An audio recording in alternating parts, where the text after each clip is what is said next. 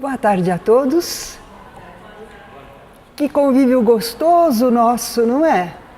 Um grupo pequeno, mas interessado, e em torno dos acontecimentos da vida de Jesus. É muito agradável mesmo. O tema de hoje da nossa aula vai se estender por alguns dias finais da vida de Jesus. A entrada triunfal em Jerusalém, os últimos dias de ensino no templo e o pacto da traição. Faltavam 5 dias para a Páscoa. Nós vamos começar estes acontecimentos no domingo, primeiro dia da semana, e vão se estender até a quarta-feira. Havia uma grande expectativa no ar, porque Jesus estava agora em Betânia. Betânia ficava a apenas uns 2 quilômetros de Jerusalém. Era a Páscoa e Jesus estava chegando a Jerusalém. O povo estava numa expectativa enorme. O povo que eu digo eram os discípulos de Jesus, os seus discípulos e apóstolos mais chegados, mas também uma pequena multidão, porque Lázaro fora ressuscitado. Jesus o retirado do estado letárgico. E aquele fato repercutiu demais nas pessoas. Então havia ali um grupo muito interessado, porque em Betânia era a casa de Lázaro também. E Lázaro era o homem que ressurgiu, que voltou da morte, que Jesus fez voltar da morte. Então havia uma grande expectativa, porque se Jesus estava se dirigindo a Jerusalém, a cidade santa, o povo achava que depois daquele fenômeno extraordinário, ele certamente ia manifestar o reino de Deus imediatamente. Eles estavam nessa expectativa. Ainda mais que naquela manhã de domingo, Jesus saiu de Betânia e realmente tomou a direção de Jerusalém. Mais do que nunca, a multidão e os discípulos devem ter pensado, ele vai lá para instaurar o reino. Mas Jesus mesmo não tinha falado nada. Não, Jesus não tinha anunciado nada em especial. Betânia ficava a sudoeste de Jerusalém. Era na encosta oriental do Monte das Oliveiras. Dali de Betânia tinha uma subida até chegar bem no alto do monte. Lá passava a estrada. E aí depois sim descia a encosta que levava a Jerusalém. Nesse caminho, quando eles já haviam alcançado a estrada lá no cimo do monte e passavam frente a Betfagé, Jesus deu uma ordem a 2 dos seus discípulos. Ide à aldeia que está adiante de vós, e logo encontrareis presa uma jumenta e um jumentinho com ela. Desatai-a e trazei-os para mim. Se alguém vos disser alguma coisa, respondei-lhes que é o Senhor quem precisa deles, mas logo os mandará de volta. É interessante, não é? Jesus sabe a distância que está lá a jumentinha amarrada, a jumenta amarrada com o seu jumentinho. É uma clarividência, não é? Ele vê a distância. Agora, ele manda dizer que o Senhor precisa deles. Talvez que aquele homem, o proprietário dos animais, fosse simpatizante ou discípulo de Jesus, porque eles é que chamavam Jesus de o Senhor. E ele manda dizer, o Senhor precisa deles, não é? Um fenômeno interessante que Jesus produz nesse momento com a sua clarividência. E nós temos aqui uma afirmativa do evangelista que narra esse acontecimento, que Jesus estava dando cumprimento a uma profecia. Volta e meia, Jesus procura cumprir as profecias que falavam do Messias, para que não ficasse dúvida de que ele era o Messias enviado por Deus, não é? Então havia esta profecia que era de Zacarias. Alegra-te muito, ó filha de Sião.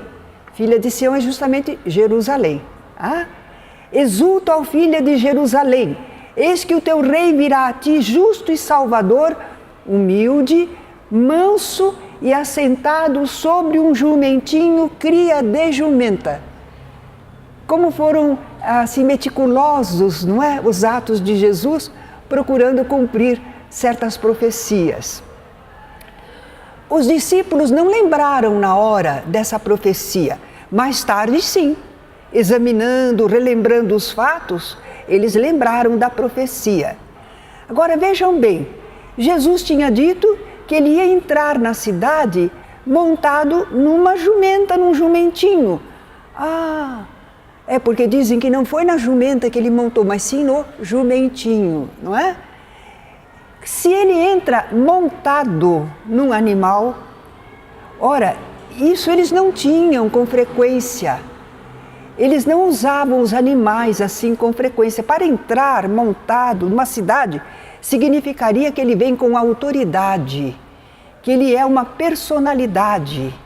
Então, naturalmente, os discípulos pensaram, agora ele vai entrar como rei. Agora ele vai mostrar que ele é um rei, né? Eles pensavam no poder material, esqueciam o poder espiritual. Então, quando trouxeram os animais, os discípulos cobriram o jumentinho com os seus mantos. Isso era um sinal de deferência para a pessoa que montaria o animal. É um sinal de respeito e homenagem. E Jesus acabou assentando no jumentinho. Interessante que no nosso livro Jesus, o Cristo, quando pedimos um desenho para a capa, o pessoal colocou Jesus escarranchado em cima do jumentinho. Não! Ele geralmente é desenhado, é pintado, sentado de lado na montaria, não é? Esse, então, pequeno detalhe que às vezes interessa para a gente saber. Né? Os discípulos e a multidão, cheios de esperança e alegria, começaram a estender seus mantos, e se não tinham mantos, eles cortavam algum ramo de árvore, não é? Para forrar o caminho por onde Jesus ia passar. Além daquela pequena multidão, os discípulos, vinham também muitos peregrinos que estavam se dirigindo a Jerusalém e usavam aquela estrada também. Possivelmente foram se juntando a esse acompanhamento. A notícia de que Jesus estava seguindo a caminho de Jerusalém chegou na frente dele. Porque alguém chegou lá na frente, ele ia devagarinho, não é? Alguém foi correndo avisar. E muitas pessoas lá da cidade de Jerusalém também já sabiam da ressurreição de Lázaro. O fato foi muito momentoso, foi muito comentado. Não ficou simplesmente em Betânia, mas a notícia havia se alastrado. Então, na cidade, aqueles que sabiam que Jesus estava chegando, também tomaram de ramos de árvores, de palmeiras, e se prepararam para receber Jesus à sua entrada, aclamando. Formou-se assim um grande cortejo. Alguns que estavam lá aguardando à frente dele e outros que vinham atrás, acompanhando Jesus. Em meio a louvores como estes, Hosana ao filho de Davi, bendito que vem em nome do Senhor e que é rei de Israel, Hosana nas maiores alturas. Que louvores, não é? Que aclamação, foi realmente apoteótico, saía do próprio povo, foi espontâneo, não foi comandado. Mas pelo modo como eles saudavam a Jesus, era evidente que eles estavam reconhecendo em Jesus o Messias. Mas no meio do povo, das pessoas, havia os fariseus, aqueles que eram muito ciosos da lei, dos detalhes todos da lei. Eles não gostaram daquela aclamação, acharam que era indevida, eles não reconheciam Jesus como Messias. Então disseram a Jesus: Mestre, repreende os teus discípulos. Mas era chegada a hora do testemunho para Jesus. Ele se ocultara, ele evitava se apresentar assim, mas eram as últimas oportunidades. Ele sabia que em breve seria sacrificado. Então a hora agora era de realmente se afirmar, não é? As pessoas precisavam saber que ele era o Messias, para se definirem se o aceitavam ou não. As pessoas precisavam dessa oportunidade, dessa afirmação de Jesus. Então Jesus não atendeu a eles que dizia, repreende os teus discípulos. Ele respondeu, eu vos digo que se estes calarem, as próprias pedras clamarão. Realmente é um simbolismo, uma figura muito bonita, não é? Se as pessoas se calassem, as pedras falariam. Mas há aí também um entendimento que pedras simbolizavam marcos de manifestações espirituais. Por isso, quando Jesus viu Pedro, e Pedro era um médium, e o médium assinala as manifestações espirituais, Jesus disse, tu és pedra. Jesus o chamou de pedra, de marco que assinala manifestações espirituais. Eles usavam isto.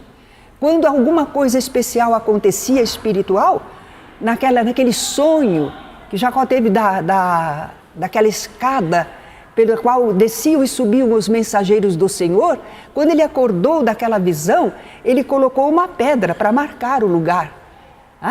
Então eles costumavam assinalar com pedras manifestações espirituais. Então aqui a gente pode ter um duplo sentido na resposta de Jesus. Eu vos digo que se estes calarem, os humanos, os encarnados, as próprias pedras clamarão. Haveria manifestações espirituais. Os fariseus, vendo que não conseguiam conter a multidão, nem demover a Jesus, comentavam entre si, vede que nada aproveitais? Eis que aí vai o mundo após ele. E realmente, a multidão seguia com Jesus, não é? Mas quando ia começar a descida do monte, de lá se avistava Jerusalém, a cidade. E Jesus chorou sobre Jerusalém. Olha o sentimento, não é? Chorou sobre Jerusalém dizendo o quê? Se conheceras por ti mesma, ainda hoje, o que é devido à paz. Mas agora isto está oculto aos teus olhos.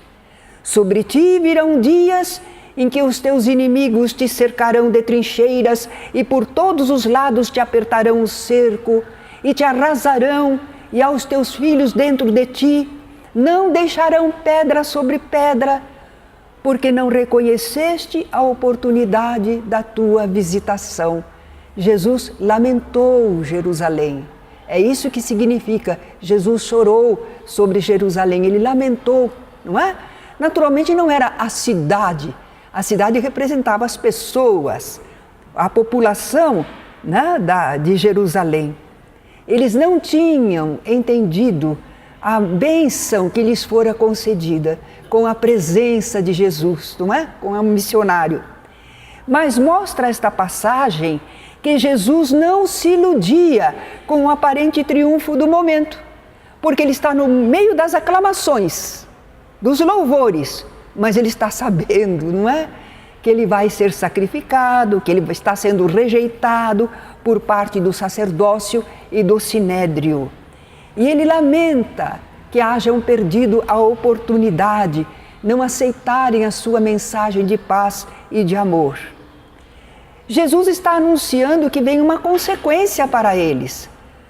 Seria como um castigo divino? Não, não é essa ideia de castigo divino, mas é que os nossos atos têm suas consequências. Atos bons, consequências boas. Atos maus, consequências infelizes. E é isso que iria acontecer com aquela população que não o acolheu. Nós dizemos, mas como não acolheu? Se houve uma multidão que foi ao seu encontro. Foi uma parcela, né, da população. Mas todos os outros depois clamaram, crucifica-o, não é? Então, a maioria da população, principalmente os responsáveis, os dirigentes daquele povo, não é? Que iriam rejeitar Jesus. E haveria consequências para eles, porque eles perderiam o poder. Tão ansiosos do poder, tão querendo dominar, e eles acabariam perdendo a própria cidade. No ano 70 depois de Cristo, se deu a invasão, o cerco, o sítio da cidade, o incêndio da cidade e a invasão. E eles foram dispersados pelo mundo. Não é? Então nós vemos aí o lamento de Jesus sobre Jerusalém. Ele não estava falando mal de Jerusalém ou lançando uma maldição sobre Jerusalém. Ele estava lamentando que eles não tivessem aceitado a oportunidade. Quando o cortejo triunfal entrou em Jerusalém, toda a cidade se alvoroçou. Alguns ainda não sabiam o que era aquilo, por que tanta gente, e perguntavam: quem é este? E a multidão que acompanhava Jesus, que sabia por quê, não é? Clamava: é o profeta Jesus de Nazaré da Galileia. Repararam como eles consideravam Jesus um profeta. Profeta é intermediário, é mensageiro do Senhor, não é? Assim que o povo via Jesus. Não via como Deus, não. Via como um mensageiro do Senhor. Jesus então entrou na cidade e dirigiu-se ao templo. Aí, segundo Mateus, Marcos e Lucas, vai acontecer a expulsão dos vendilhões do templo. Mas João Evangelista tinha colocado essa expulsão dos vendilhões no começo da tarefa de Jesus. O que nós podemos pensar a respeito? Aqueles estudiosos acharam assim para conciliar, foram duas expulsões. Uma ao começo e uma no final da sua tarefa, não é? A verdade é que houve uma vez em que Jesus fez a expulsão dos vendilhões do templo, que nós já examinamos em aula anterior, não é? Os sacerdotes e escribas, diante daquele modo de Jesus, aquela expulsão dos vendilhões, aquela atitude enérgica que ele tomou, os sacerdotes queriam realmente eliminar Jesus. Este homem está causando muitos problemas, mas eles não podiam fazer isso porque eles tinham medo da reação do povo, porque o povo estava ao lado de Jesus, admirava a sua pregação e os seus feitos. No templo, Jesus curou vários cegos e coxos. Os principais dos sacerdotes e os escribas viram essas maravilhas que Jesus estava fazendo. E escutaram as crianças clamando: Hosana ao filho de Davi. Filho de Davi, porque segundo eles entendiam, o Messias seria descendente de Davi. Então, quando falavam Hosana ao filho de Davi, estavam, de certa forma, afirmando que ele era o Messias esperado. E os principais sacerdotes e os escribas não gostaram dessa afirmativa na boca das crianças, não é? E perguntaram para Jesus: ouves o que estão dizendo? Respondeu Jesus que sim.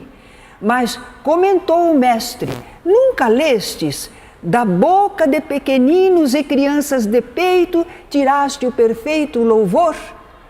Ele está aludindo a um salmo de Davi, no qual se falava que Deus coloca a verdade na boca das criancinhas, na boca dos pequeninos. Então, se os pequeninos estavam clamando Jesus, Hosana ao filho de Davi, naturalmente era mensagem divina, através da boca das crianças, não é? Ao anoitecer daquele dia, Jesus voltou com os seus apóstolos para Betânia, que já vimos que era bem perto, e lá passou a noite. Então ele não ficava à noite na cidade. Ele se recolheu nessa noite lá em Betânia. No dia seguinte de manhã, ao sair de Betânia, Jesus sentiu fome. Este é um episódio também, às vezes, controvertido. Vendo ao longe uma figueira que tinha folhas, foi procurar frutos nela. E aí nós precisamos do concurso dos estudiosos, não é? Eles nos esclarecem que a figueira, quando ela está cheia de folhas, ela está anunciando que ela tem frutos. Porque primeiro vem as folhas e aí os frutos por baixo, protegidos, não é? Então, se a figueira estava cheia de folhas, estava dizendo: eu tenho frutos. Tá? Mas quando Jesus chegou perto da figueira, nada encontrou senão folhas. porque não era tempo de figos. Não era, mas aquela figueira estava cheia de folhas, embora não fosse tempo ainda, não é? E Jesus teria dito: nunca mais, para sempre, alguém coma fruto de ti. E em consequência, a figueira teria secado. Nós examinamos essas histórias das figueiras, que não é só essa, né? Tem mais outras, todas elas com muito simbolismo. E algumas pessoas pensam que foi um fato real, que Jesus secou a figueira, amaldiçoou a figueira e secou-a. O mestre, não é? Do amor, da compreensão, do respeito às leis divinas, iria matar uma planta para dar um ensinamento a alguém? De modo algum, não é? Ele tinha capacidade para ensinar sem prejudicar a nada nem a ninguém. Então a gente pode ver que isso foi uma parábola. É como o episódio da tentação. Muita gente pensa que foi verdadeiro e é como se fosse uma parábola, né? Vejamos essa parábola da figueira estéril. A nação judaica é representada por essa figueira. Não é uma planta, é a nação judaica. Como é que eles eram? Eles alardeavam: nós somos o povo eleito de Deus. Nós somos o povo, não é? Que Deus ama. Somos nós, os preferidos de Deus. Era assim que eles se sentiam. Eles alardeavam ter muita espiritualidade. Nós temos as leis de Deus, nós cumprimos as leis de Deus, os outros povos não, nós estamos com a verdade. Era assim que eles eram.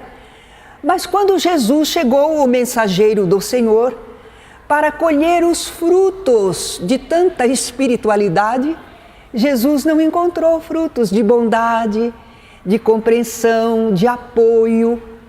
Ele não encontrou nada. A nação judaica alardeava espiritualidade, capacidade espiritual, mas Jesus não encontrou nenhum resultado prático, não é? Em consequência, aquele povo iria perder a liderança religiosa, porque eles poderiam ter tido, não é? Eles estavam com uma mensagem espiritual que iria ser ampliada com a mensagem de Jesus. Então, provavelmente, no mundo, eles representariam a verdade, o amor, a mensagem divina, mas tal não se deu. Tal não pôde se realizar porque eles perderam a oportunidade, não é? E aquela nação, os israelitas, perdendo a liderança religiosa, ficaram inexpressivos em relação ao campo espiritual. Eles conservam sua religião, muito fundamentada em Moisés, nos antigos escritos, não aceitaram Jesus e ficaram um grupinho, mas não expressam a realidade do pensamento religioso na humanidade. Jesus iria dizer certa ocasião: o reino de Deus vos será tirado e dado a outro povo que produza frutos. Em outra oportunidade ele vai falar isso, quando ele fala dos lavradores maus, não é? Até eles entenderam a parábola e até disseram: Senhor, que isso não aconteça. Mas como não acontecer se eles estavam agindo dessa maneira, não é? Jesus ensinava no templo nesses últimos dias. Ele está aproveitando todas as oportunidades até o fim. Ele trabalhou, ele semeou a mensagem. Então todos os dias ele ensinava no templo, mas à noite ele saindo ia pousar no monte chamado das Oliveiras. Era justamente aquela encosta do monte, havia lugar, não é? Ele voltava para lá, se ocultando dos seus adversários. O povo todo madrugava, levantava cedinho para ir ter com Jesus no templo e ouvi-lo. Então Jesus estava conseguindo bastante ouvintes, não é? Para esse finalzinho da sua tarefa. E nessa ocasião, surgiram também uns gregos que queriam ver a Jesus. No Evangelho não disse esses gregos vieram de longe, porque havia também estrangeiros que moravam na Palestina. Então eles poderiam morar em Jerusalém ou vir de outras cidades por perto. A verdade é que eram gregos, não eram israelitas, mas estavam interessados em conhecer Jesus. O renome era tanto, não é? Narra João que Filipe e André comunicaram a Jesus que esses gregos que tinham ido lá para a festa da Páscoa pediam para vê-lo. Mas Jesus vai responder de um modo enigmático. Ele começa a falar algumas coisas que nós então ficamos deduzindo. Eu acho que ele sabia que em breve ele estaria crucificado, ele estaria exposto a muita gente, a muitos olhares, não é? Ele responde assim, que chegou a hora dele ser glorificado. Reparem, é muito importante isto. Jesus achava que ia ser glorificado. E quando ele está depois no Gólgota, está na cruz, o pessoal diz que ele falou, meu Deus, como me desamparaste. Mas ele estava dizendo, como me glorificaste. Nós vamos ver numa próxima aula, mas convém que a gente anote que ele já estava falando que ia ser glorificado. É preciso morrer para dar fruto. Ele sabia. Ele ia desencarnar, mas era para produzir depois a lição do ressurgimento espiritual. Ele disse que o grão de trigo que caísse na terra, se não morresse, não daria fruto. Mas quando ele morre, ele produz muito fruto. Tem que haver transformações, modificações, não é? Ele diz ainda mais que ele veio para essa hora. Então não é o caso de pedir para ser salvo. Como ele disse a Pedro, ele poderia ter mais de 12 legiões de anjos em seu favor. Mas não é o caso. Não é o caso de pedir essa ajuda e libertação, porque ele veio com essa programação, uma tarefa. E quando ele pede, Pai, glorifica o teu nome. Repararam a palavra glorifica? Uma voz, que naturalmente foi um efeito físico, uma voz surgiu, ouviu-se, dizendo que já o tinha glorificado e novamente o glorificaria. Então a gente vê que a palavra de glória espiritual está aparecendo com frequência. Jesus diz mais, que quando ele for levantado da terra, é interessante isso.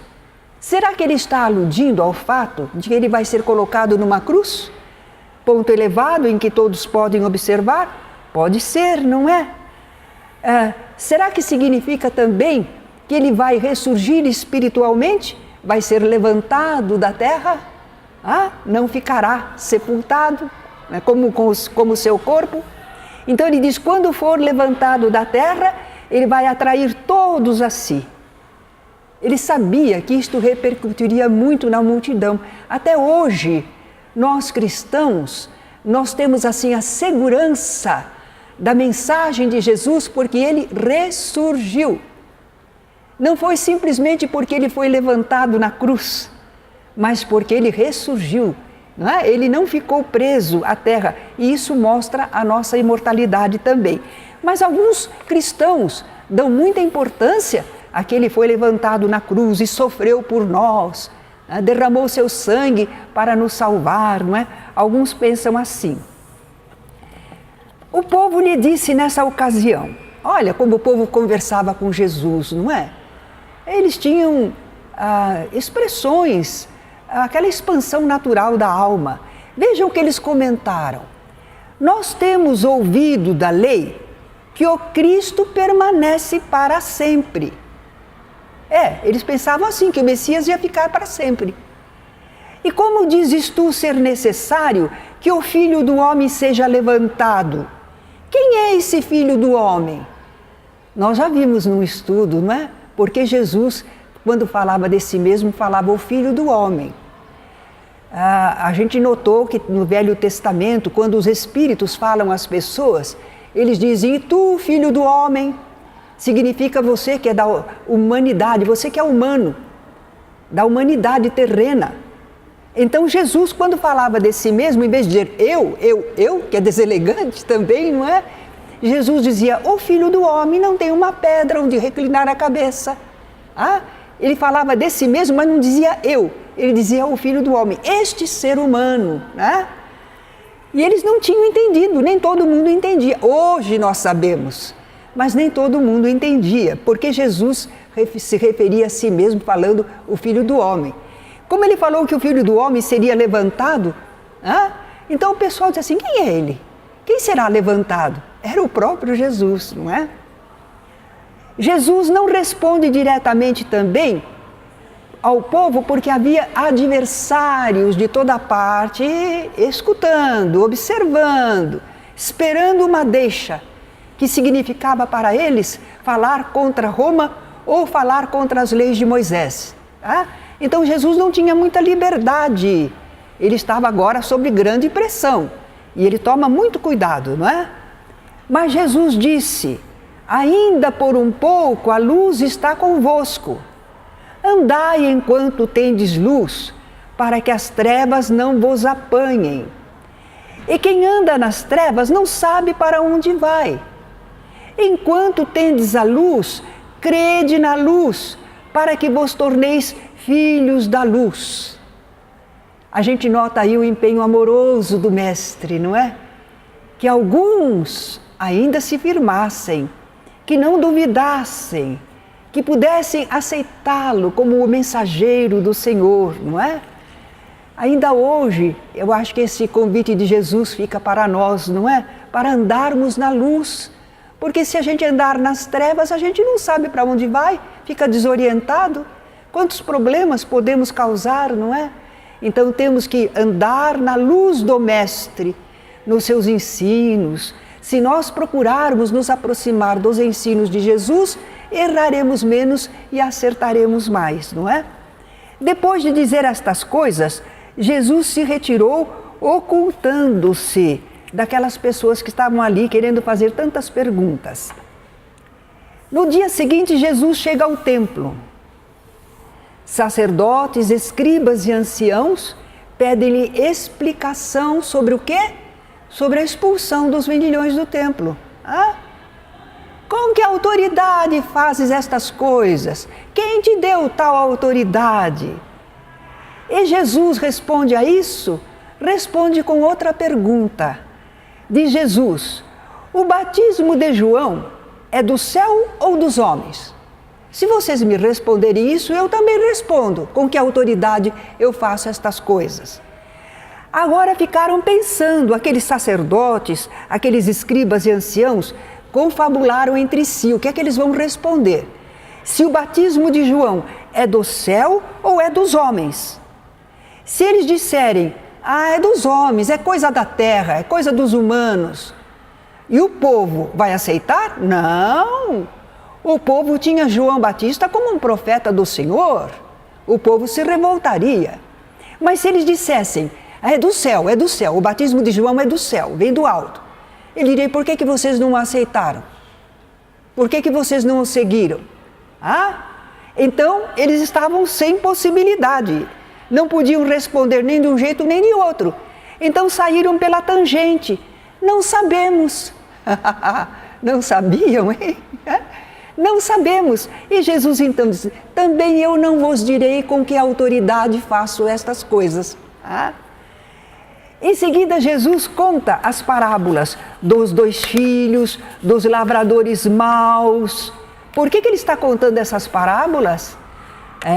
Esses adversários vão entender muito bem. Os sacerdotes, escribas, anciãos, eles não estão fazendo a vontade de Deus. Eles não estão cumprindo, não. São lavradores maus. Eles compreendem que Jesus falou sobre eles, mas eles não podem prender Jesus porque eles temem a reação do povo. Jesus ainda conta a parábola das bodas. E aí então, do lado adversário, surgem uns fariseus, não eles pessoalmente, eles mandaram os seus discípulos com os herodianos. Quem são os herodianos? Eram um partido político daqueles que estavam ligados à família de Herodes, o tetrarca, não é? Da Galileia. Eram ligados também aos romanos. Então tinha aí alguma conotação política de importância. Vieram esses discípulos dos fariseus com os herodianos e queriam experimentar Jesus, apanhá-lo em alguma falta. E trouxeram uma pergunta: se é lícito pagar o tributo a César.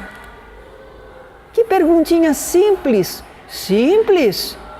Se Jesus disser, sim, tem de pagar o tributo a César, o povo ia reclamar. Eles achavam horroroso ter que pagar tributo a um outro povo. Eles eram o povo de Deus, o povo eleito. Então teria revolta popular. E se Jesus dissesse, não é para pagar tributo a César, eles iriam acusar Jesus perante os romanos.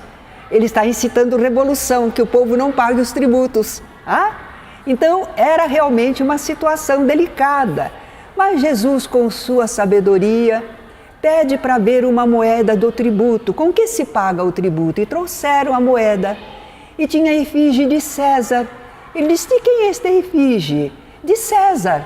Dai, pois, a César o que é de César, e a Deus o que é de Deus. Respondeu perfeitamente e não se complicou, não é? Há um outro episódio também que se passa nessa ocasião com os saduceus. Saduceus eram uma das seitas que havia entre os israelitas. Eles não acreditavam em ressurgimento espiritual, que a vida continua. Não, morreu, acabou. Era assim que eles pensavam. E como não acreditavam na ressurreição, eles testaram Jesus com uma pergunta. Contaram uma história fictícia. Uma mulher casada, mas o marido morreu e não deixou filhos, ela não teve filhos com ele. Então, segundo a lei, ela tinha direito de pleitear casar com o irmão. Ela casou com outro irmão, mas ele também morreu e não deixou filhos. E assim 7 irmãos, ela foi mulher de 7 irmãos. No final morreu ela também. Aí perguntavam os saduceus a Jesus, de qual dos 7 ela vai ser esposa, se existe ressurreição? Se ressurge, se continua vivendo? Ela tem 7 homens do lado de lá e ela é só uma mulher, de qual dos 7 ela vai ser esposa? Eles pensavam que com isso Jesus não teria saída. Mas Jesus respondeu, errais, não conhecendo as Escrituras, porque no céu eles são como os anjos, que não se casam e nem se dão em casamento. Nós temos os vínculos materiais, corporais, aqui na terra. Mas espiritualmente só permanecem os laços do amor, do sentimento ou do ódio, não é? Então não tinha a ver, a condição humana não perdura no plano espiritual. Jesus explica isso verdadeiramente, não é? Respondendo aos saduceus. O que mais que ainda aconteceu nesses últimos dias de Jesus? Os fariseus, sabendo que ele tapara a boca aos saduceus, respondendo assim, né? Jesus tapou a boca dos saduceus. Então mandaram um doutor da lei dos fariseus, um escriba, experimentar Jesus com aquela pergunta, qual o grande mandamento na lei? Eram muitos mandamentos.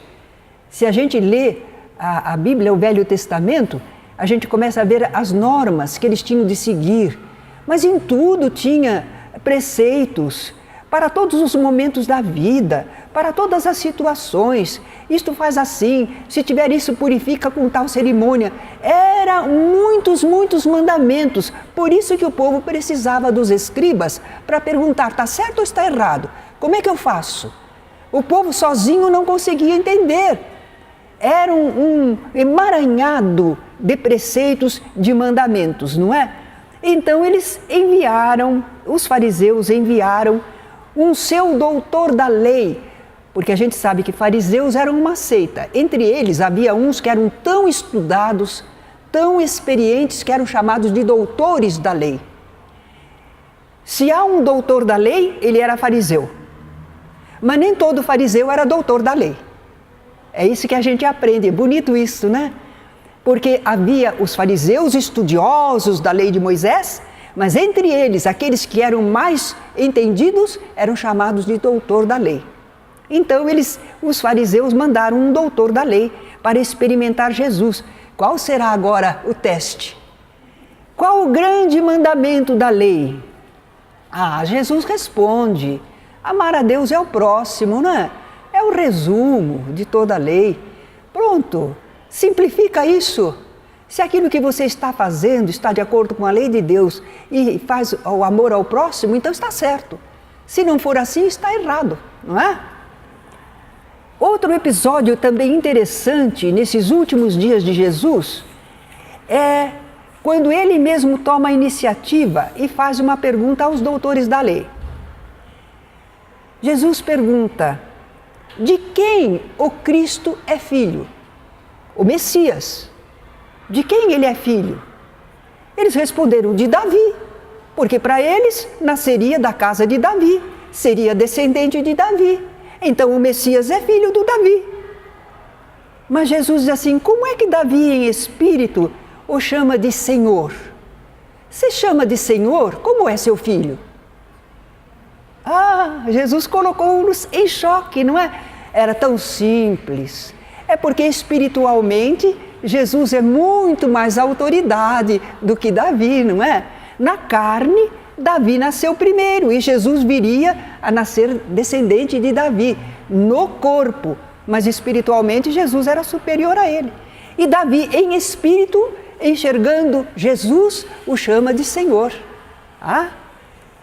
Ai de vós, escribas e fariseus! E agora Jesus vai, uma vez que ele estava sendo testado por eles, não é? Jesus vai apontar as falhas deles. Eu até anotei aqui, porque talvez vocês digam quais seriam as falhas deles, não é? Olha, Jesus os acusa de observarem todos os preceitos da lei, por exemplo, se lavarem antes de comer. Era um bom preceito de higiene, mas eles tomavam isso como pureza espiritual.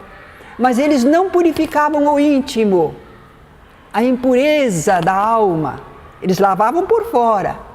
Os copos, lavam os copos, mas não lavam o coração, não é? Jesus também dizia que eles davam o dízimo de tudo, até de uma plantinha, de uma hortelã. Isso eles faziam, mas desprezavam a justiça e o amor de Deus. Que eles podiam dar o dízimo de todas as coisas, como era costume deles, mas não deviam deixar de lado o amor e a justiça de Deus. Jesus fala também que eles gostavam dos primeiros lugares nas sinagogas. Ao respeito, todo mundo, esse é doutor da lei, esse é fariseu, esse entende das coisas divinas, não é? Eles gostavam também de serem reconhecidos e saudados nas praças. E Jesus fala, olha, uma vez ele diz assim, que são como sepulcros caiados. Por fora muito limpinho e por dentro está cheio de podridão. Aqui ele usa uma outra imagem, que eles eram como sepulturas invisíveis, sobre as quais os homens passam sem saber. Quer dizer que as pessoas se relacionavam com ele e não percebiam que eles tinham problemas, que eram impuros espiritualmente, porque eles consideravam um túmulo alguma coisa impura. O cadáver para eles era uma coisa muito impura. E entre os fariseus, os escribas, porque quando Jesus falou assim, os escribas, Jesus falou para os fariseus em geral, mas os escribas, que achavam que eram mais entendidos, disseram: Senhor, falando assim tu também nos ofendes. E Jesus então volta para eles e começa a falar os problemas dele, desses intérpretes da lei. Sobrecarregais os homens com fardos superiores às suas forças. Quer dizer, punham aquelas ordenações que não dava nem para a pessoa cumprir. Mas eles mesmos não cumpriam, não tocavam nem com o dedo naqueles fardos. E vós mesmos edificais os túmulos dos profetas assassinados pelos vossos pais. E com isso, vocês mostram que vocês estão de acordo, que vocês são daqueles que mataram os profetas. Disse Jesus ainda mais, que eles tinham a chave da ciência, do conhecimento. Mas eles não entravam. Não entravam porque não agiam de acordo.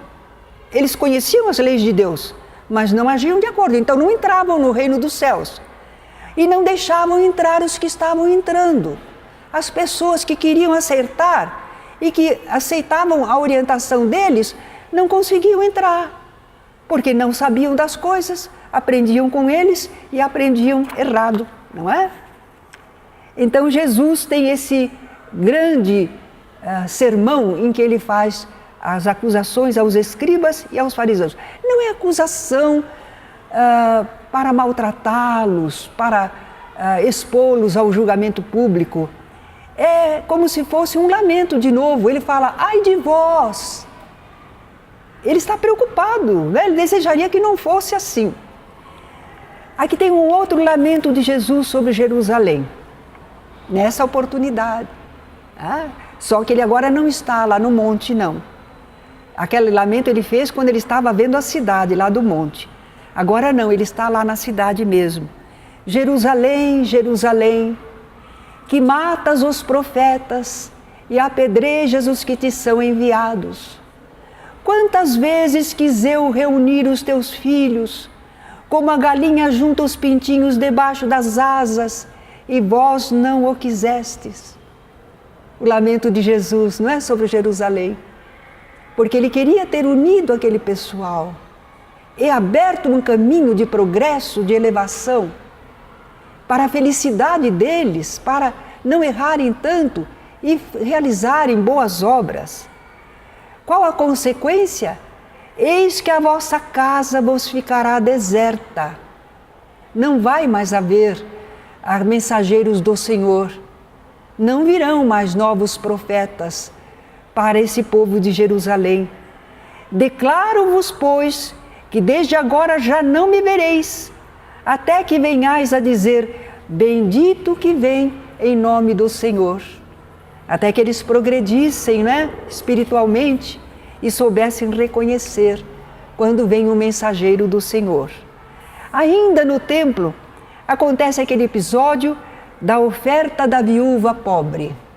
Lindo, não é? Quanta coisa nós aprendemos nesses últimos dias de Jesus em Jerusalém.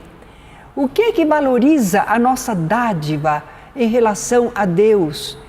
É quando nós, porque queremos ajudar, queremos doar, queremos colaborar segundo a lei divina, nós até renunciamos a alguma coisa necessária para ajudar, não é?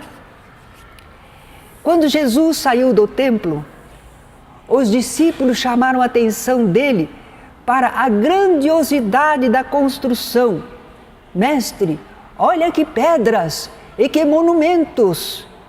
E Jesus diz para eles, vedes tudo isto? Não ficará pedra sobre pedra que não seja derrubada. Vocês já imaginaram o que isso causou? Essa resposta de Jesus àqueles discípulos? Eles são israelitas. Para eles, o templo é a casa de Deus. Foi construída pelo seu povo e é uma obra de arte.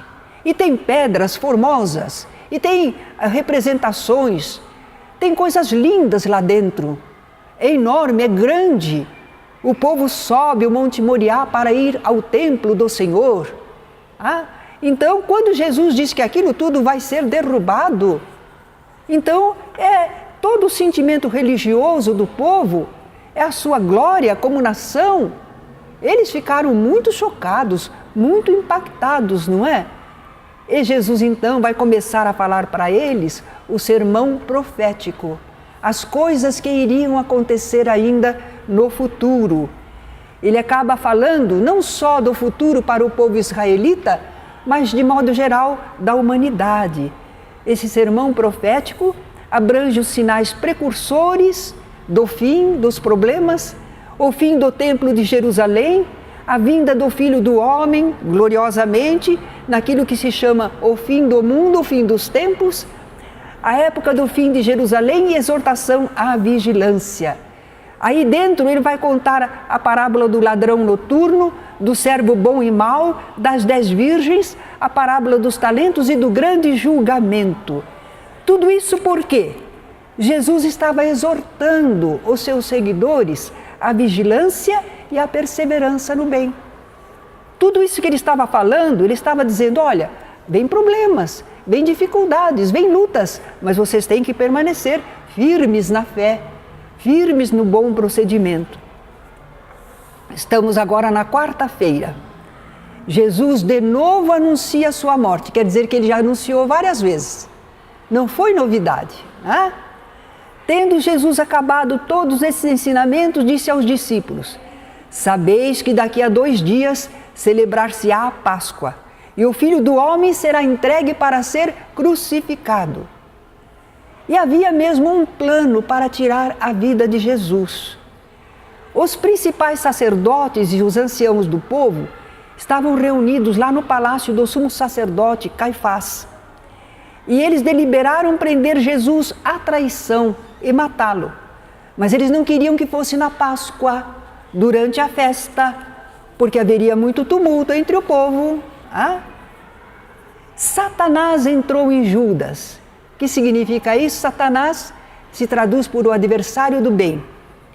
Então, um espírito adversário do bem conseguiu influenciar Judas, que era um dos apóstolos do Senhor, Judas Iscariotes.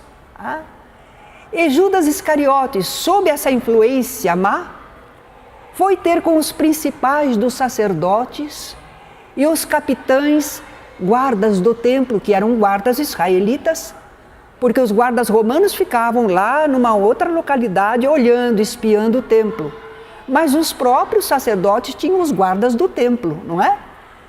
Então Judas foi lá, ter com os principais sacerdotes e os capitães, guardas do templo, e propôs: que me quereis dar e eu vô-lo entregarei. Porque eles não sabiam onde Jesus passava a noite. Eles não sabiam onde era. E durante o dia eles não prendiam Jesus por causa do povo. Mas agora um apóstolo vai oferecer, delatar Jesus, não é? Eles se alegraram com a oferta e propuseram dar-lhe 30 moedas de prata. Judas concordou e desde então buscava uma boa ocasião de lhes entregar Jesus sem tumulto. Agora um outro aspecto, a incredulidade de tanta gente diante de Jesus, do seu trabalho, da sua tarefa, da sua bondade, dos fenômenos que ele realizou, dos sinais que ele dava de estar autorizado espiritualmente, não é? Como é que, embora tivesse Jesus feito tantos sinais na sua presença, eles não acreditaram no Mestre? E João Evangelista explica, era por causa da dureza de seus corações. E ele vai citar o profeta Isaías, que Jesus também cita a certa oportunidade. Esse povo endureceu o seu coração contra mim, fecharam os seus olhos para não ver e taparam os seus ouvidos para não escutar. E por isso não escutaram, não viram, não se modificaram e eu não os pude curar. Existia essa profecia, né? Mas João Evangelista diz também que muitos dentre, até as autoridades, não era só o povo não, mesmo entre as autoridades havia aqueles que acreditavam em Jesus, mas não o confessavam por causa dos fariseus, porque se eles confessassem de público, eles seriam afastados das sinagogas, expulsos, excomungados. Então, o evangelista diz assim, eles amaram mais a glória dos homens do que a glória de Deus.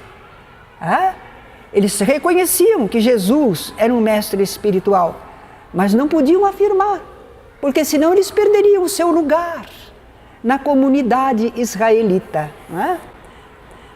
Aí a gente pode tirar também um exemplo para nós, porque atualmente já não tanto, mas mesmo assim ainda existe preconceito contra os espíritas, não é mesmo? E algumas pessoas às vezes não querem falar que são espíritas por causa dessa incompreensão. Mas nós não podemos nos ocultar tanto assim. É necessário que a gente se afirme no momento certo, que a gente não esconda o nosso modo de pensar, de entender, de cristãos à luz do Espiritismo, não é? Aí eles registram como se fosse um último discurso de Jesus. Quem crê em mim, crê não em mim, mas naquele que me enviou, que é Deus. Realmente, Jesus é o mensageiro, é o porta-voz, mas o que ele fala são as leis divinas. Se a gente crê em Jesus é porque a gente está crendo naquela mensagem que é enviada por Deus, não é? Não vim para julgar o mundo, e sim para salvá-lo. Por isso a ninguém julgo. Não era a função dele ficar julgando as pessoas. Ele veio ao mundo para trazer uma mensagem de salvação, de alerta, de despertamento. Mas ele não era um juiz. O julgamento é de acordo com a lei de Deus. Não competia a ele, não é? Mas quem me rejeita e não recebe as minhas palavras, tem seu próprio julgamento nessa palavra. Não aceita. A verdade foi colocada. E a própria pessoa que não aceitou. Então, o fato dela não aceitar aquela verdade que está tão evidente, isso depõe contra ela. Não é que Jesus julga ou condena, mas a própria pessoa, diante da lei de Deus, revelou-se, tomou uma decisão e se colocou diante das consequências do seu entendimento. Eis aí como nós vemos os últimos dias da vida de Jesus.